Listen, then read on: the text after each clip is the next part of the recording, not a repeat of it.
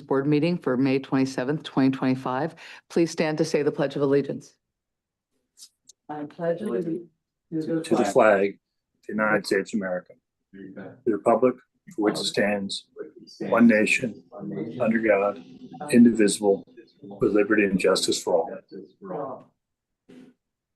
All right, and I called this a board meeting, but technically this is actually a provisional ballot hearing. So I do want to correct that because it makes some difference in the way that the meeting is flows through, including the fact that this is more like a legal proceeding than a open public meeting where there's public comment. So we do not have public comment at provisional ballot hearings. With that, Mr. Allen, would you please review the agenda? Essentially, there are no challenges or objections to any of the findings by the voter registration staff on the provisional ballot hearings. So the only item on the agenda is the board's consideration of the recommendations on the provisional ballots. And that takes us to settling this, discussing the actual next meeting of the board, which would be to certify the election. I don't know, man, Mr. Parks, you and I have been in this together, whether we've ever had, and Ms. Winterbottom, whether we've ever had no objections. Since I'm sure there have been periods in Crystal's experience. Career, but in my career with you, I don't know. Since I became the solicitor of the board, I don't know that we have had one where there have been no objections.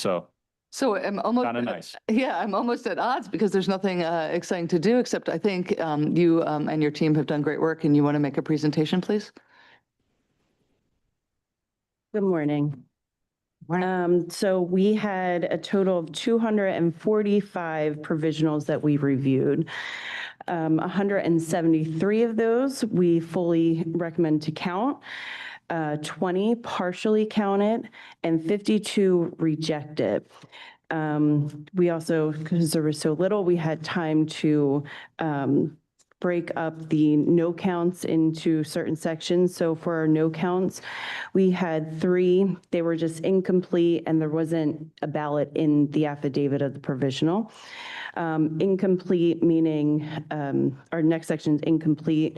We had 7 where they didn't fill it out, didn't sign it. The voter didn't sign it or fill out anything on it. The next one, we had 12.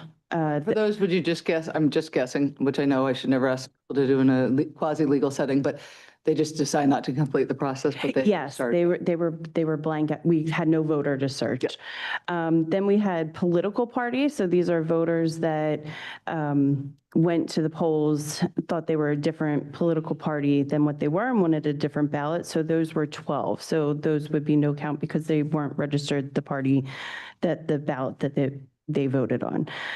We had 4 that were not registered at all. We had 1 that had no secrecy, and they were also a different political party. We did have 4 that were ID issues where they were first-time voters at that precinct. So they do have till today, at the end of business, to present that ID. So as of now, if that changes, those, if they come, those will change. We did try reaching out to them. We did hear 1 that was going to come and show, but they have not yet. And just pause there. So, Mr. Parks, then we would accept the recommendations of the voter registration, and knowing that there's some room for it to change, it would be. Yeah, it would essentially be a contingent, outcome that would depend on whether the people show up with their, or any of these people show up with their appropriate ID before the deadline. Yeah, so we'll just make sure our motion reflects that. Thank you. Then we had 6 voters that voted provisional that were registered in a different county. We had 8 that had a mail-in ballot, but that mail-in ballot was counted, so we could not count that provisional. And then we had 7 that the judges wrote spoiled across. So those also go into our no count part of that 52. Most of our full counts were all because they had a mail-in ballot, but they did not get credit for the mail-in ballot. Great. Mr. Alberts, it looks like you have some questions, maybe? Yeah, I'm just, I'm pleasantly surprised. I didn't hear any that were rejected due to the date issue. Did you say? this? The voter's date? Yeah. No, no. Or the two signatures. Yeah. Yeah, Sounds no, like the people are- date or the Joe or minority, that wouldn't disqualify that provisional. Okay. But the two signatures. No, and we had everybody sign other than the incompletes because of that highlighted fields. It definitely, I feel like that's just a moment to thank Pam, who's in the room. Great Yes, full good job. training. we could definitely see a better, how they fill it out has been getting better and better each election. That's excellent. I did hear feedback, of course, when you visit the polls, they say the most confusing part for them, the poll workers, is the provisionals. And, they're still confused by some things, but it sounds like even through that, they've been trained and given resources adequate for them to work through that confusion and get us to a good result. So that's fantastic. Thank you. I think one other thing just as a practical matter is that we have, there's practice involved. Every election is practice. And unfortunately, most of us, if we have to do something new, we get a chance to practice it maybe daily or hourly or moment by moment once we learn that new thing. But the people who work in elections get to practice it twice a year, maybe 3 times if there's a special election in a district. So having some practice, I think, is probably helping too. Yes. Yeah, that's great. Mr. McMeekin, I want to give you an opportunity if you have any questions. I don't have any questions. I do have a comment, if I may. Sure. So I had the opportunity to go down to the wharf, and Mr. Allen, thank you very much for arranging that for me. I had a tour with Lorraine Hagan and got to see from the front to the back and everything in between and meet with the various election people. And I really want to commend Lorraine and her staff. They did a great job. All the questions I had were explained. The process was very well organized, and I really appreciated seeing in practice what all the discussion has been about. So my sincerest commendations to Lorraine and her team. That's great. And to add to that, I think I don't know, unfortunately, one side of having low numbers in provisional ballots and record-breaking times in terms of counts is also the sadness that not enough people are voting in the primary election, which in an off-cycle, non-presidential. But that said, the team also was incredibly fast, and we had our first mail-in ballot batch posting tally, I think at about 8:03 p.m., and then completed the entire count of the obviously not the provisionals in Uwakava, but the mail-in and the precincts 100% by 11:35 p.m., which is just outstanding. So I do think some of that's the low turnout, but I think a lot of that is also just the incredible work of our team, as always. Mr. McMeekin, you don't know, but they're the best in the world, according to me. So, all right. Along those lines, I do want to use this occasion to brag on my staff, but there was recently a report statewide about provisional ballot issues and about the percentages that that are not counted because of various errors. And as was referenced by Crystal, the training has improved, and also the documents themselves have improved. So this is, I don't know if you can see this, John, this is the design provided by the Pennsylvania Department of State. It's entirely black and white with the exception of this green stripe over here. And without changing the design, we did accent with color starting a couple of years ago. The key areas that we need the poll workers and or the voter to sign. And at this election, we added something new, which is a handout for the voter. There's one in front of you, the steps for voting a provisional ballot.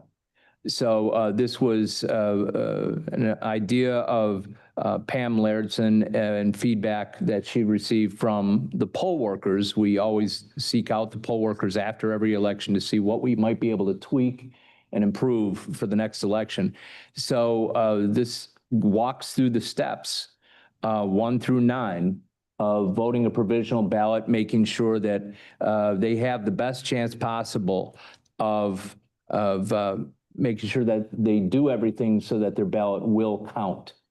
As a result of that, even though this is a small sampling size with 245, we have 80% that are either a full or partial count. There are 52 that cannot count, but most of those are due to issues that are beyond our control, beyond this list of instructions that they need to follow, such as, like Crystal said, not being registered with the correct party, so they weren't eligible to vote, either that Republican ballot or the Democratic ballot, not registered in Delaware County, not registered at all, already voted with an absentee ballot. Or ID issues that we couldn't resolve. So a very small number were issues related to didn't use the secrecy envelope or didn't sign one of the two blanks. So we've worked to make sure that as few voters, and we'll keep working at it. Hopefully, no voters who will be tripped up by these complicated rules. So we're very proud of our work. We're going to be presenting this to state officials as well, because we have tried to develop best practices and then refine them as we go along. And I think we've been proven to be a state leader on some of these thoughts. This is a great, very clear sheet. And all the things, Ms. Winterbaum, that you talked about, like the ID and the issue of coming in, they're all on it. So it's very clear. This is a great add to the process. So is there anything else we need to discuss before we move to consider your recommendation? No, and it was probably less not stressful type of an election for us at all. So it was a breath of, it was fresh air. It was compared to last. Well, the team probably needed that. And Yes, we did. It was good. Ms. Winterbottom, do you have a spreadsheet or a list of voters and recommendations that can be the basis of a motion? I do have the list. Perfect. Here. I also have it in Excel too. I am going to look, Mr. Parks, for you to help with the wording of the. I have a. Oh, you have it written out how you think the motion should read? Okay, that's great. We do have it broken up by party if the provisionals used, if you would like those. Were the partial counts mostly because people went to the wrong location? Yes.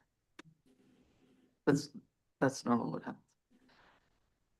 And some were within the same ward, but they had judge of elections on that ballot. So it's still a partial count when you can't count the full ballot. Yeah. Okay. All right. Mr. McMeekin, we're going to have Mr. Allen read the motion. Then if there's anything else that you want to comment or say, we can do that afterwards before we take the vote. But Thank you. Go ahead, Mr. Allen. We would ask the board to consider a motion or to accept the voter registration division's review and recommendations and approve same on the provisional ballots that the district election boards returned to the Delaware County Elections Department after the close of polls for the May 2025 primary, and for the Bureau of Elections to process the ballots per these recommendations, that 173 provisional ballots be processed as full counts, that 20 provisional ballots be processed as provisional partial counts, and that 52 provisional ballots are to be rejected, with the possible exception of 4 provisional ballots that were cast by individuals who have until close of business today, Tuesday, May 27, 2025, to provide an acceptable form of identification which would qualify the respective ballots to be counted. And I would just add to that, the counts, no counts and partial counts with the qualification as to the 4 would be as reflected in the spreadsheet prepared by voter registration and provided to the chair. The 4 themselves are not They are on that list. on this spreadsheet, Yes. but not on the list. They're not on the summary sheet. No. Yeah, gotcha. Okay. I'll move to adopt the motion as stated by Director Allen and modified by our Solicitor Manley Parks. Second, You never know what's going to happen on the screen. He's quick with that. I love it. Much better than we are, or I am. All right. Certainly me. All right. With that, is there any additional discussion? All right. Hearing none, all those in favor of the motion as presented, say aye. Aye. aye. The motion carries unanimously. Thank you very much, Ms. Winterbaum. I Thank hope that you. you and your team can celebrate how great of a job Yes, you did. thank Thank you. you. All right, and then let's just, you mentioned the date, so we'll have to talk about the date, but maybe, Mr. Allen, if you could just briefly describe the continuing process that goes on now that we've accomplished this today. So the processes that are occurring right now include the return board work, which convened last Friday and is now going through the precincts at the voting machine warehouse. And then they will move after they've completed going through the individual precincts to the wharf, where they will be performing the 2% retabulation that's required by state law. Right now, today at the wharf, available for authorized representatives as well, is the processing of the write-in votes. I forget the number, but I believe it's north of 20,000 write-in votes that they have to go through. We're going to focus on the contests where we've received a request because it may be close in terms of determining the outcome of the election. We hope to have all of that completed by tomorrow, early Wednesday at the latest. Candidates who were write-in candidates will have until Thursday to submit after we've posted the write-in results on the website. They'll have the write-in candidates will have the right to submit petitions to accumulate votes for different variations of their names. So John Smith, John P. Smith, J. Smith, John P. Smith Jr. They are able to accumulate all of those to be counted together.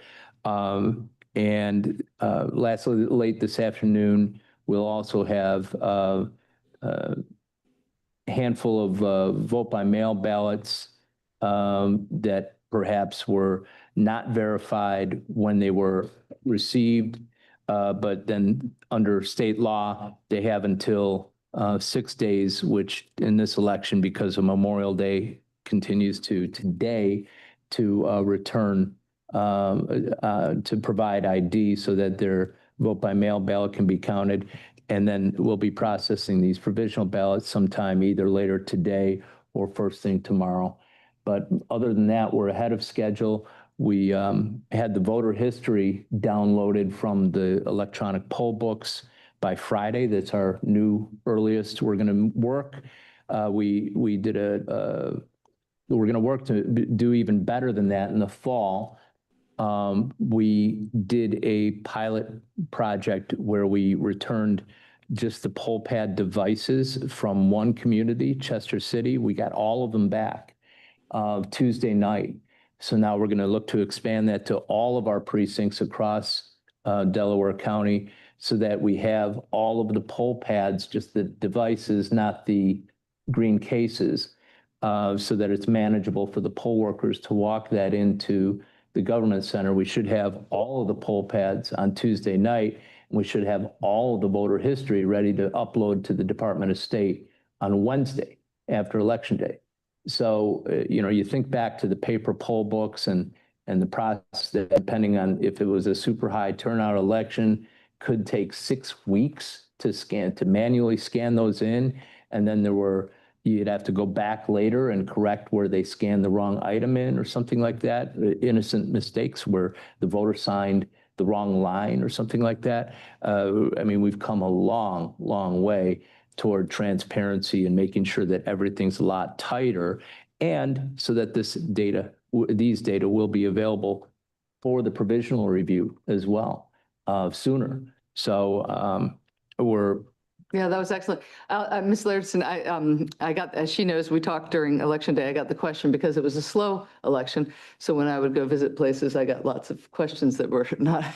And one of them was, why were the Chester poll workers kept later, in the training session. So I think when we have good innovations, we might want to say, hey, we're keeping them not because they're in trouble, but because we're doing something really good that we're It going was to a good, it was a good number sampling. I forget the exact number, but I think it's 37 precincts. Oh, it makes sense. And they were like, oh, that's cool. And now now it worked and we're going to. Yeah, and plus we had to experiment with little like safety, these little pouches that kind of like the protection you have on a cell phone so that if you drop it, it won't be damaged.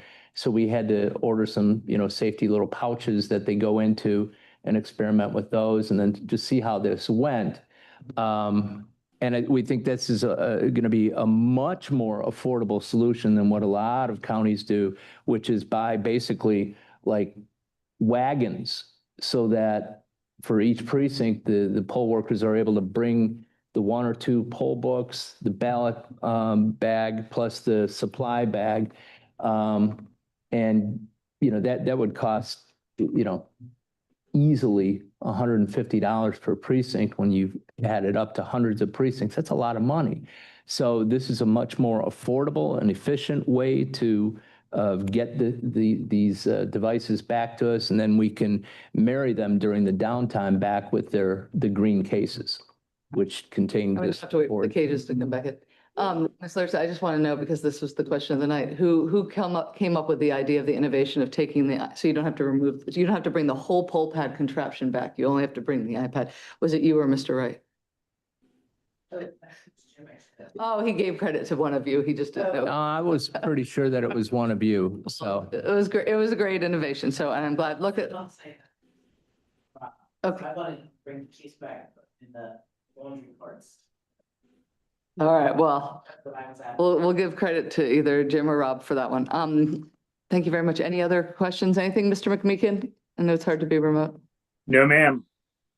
Anything, Mr. Alberts? Just 2 things. One is that I got, for some reason, even though this is not a brand new website, in this election, I received so many compliments from candidates, party leaders, members of the public on the results website, and just saying what an improvement that was. And I said, I want to extend the compliment to the team responsible. The other thing is that there was a lot of confusion among some folks about, what happens if I get one write-in vote, or how many write-ins do I need to get on the ballot? So I just think, it's when, as for the members of the public, the one in attendance, and no doubt the scores of people watching from home, just be aware that when we post the write-in votes tomorrow, you still, I believe, and correct me if I'm wrong in any particular, Mr. Allen, you need to meet the signature threshold for ballot access in a primary election. So if you're running for municipal office, you'll need 10 votes plus 1 more than anyone else. So it's not like a final election where if you just manage to get 1 write-in vote, you find yourself in elected office. This is a primary election to gain access to the ballot, not a final election to earn public office. So inspectors of election at the precinct level need at least 5, and like you said, at least in that they have to have more than anybody else who ran in that precinct, a write-in campaign. And judges of election need 10, and most municipal offices have 10 as well. But there are some others that have higher thresholds. Do we have a proposed date for the meeting? Just an idea of when you're. Poll the board individually, but we're on track to be done with everything so that you can certify on June 3rd. The absolute deadline is the 9th, but we don't feel any need to go. Right, as long as all the dates that periods run out, then, okay. As long as it's not the 5th, I'm happy. Is that your birthday? No, it's not a plane. Okay. All right. Well, we will then look for that announcement for the date, and we'll let you know our availability. But with that, I will move to put this hearing in recess. Oh, do I second? I moved it. You're right. Is there a motion is what I usually say, and I said move. So would you second me, Mr. Albert? So we're recessing, not adjourning? Oh, sorry, we're adjourning. No. It says recess hearing on here, so I just read on the agenda. That's a typo in the agenda, Mr. Allen. If you wanted to rephrase your motion to be one to adjourn, To rephrase my motion to adjourn the hearing I today. will happily second such a motion. All those in favor say aye. Aye. Thank you all. Thank you, everybody. I think I'm funny, I don't. No one still think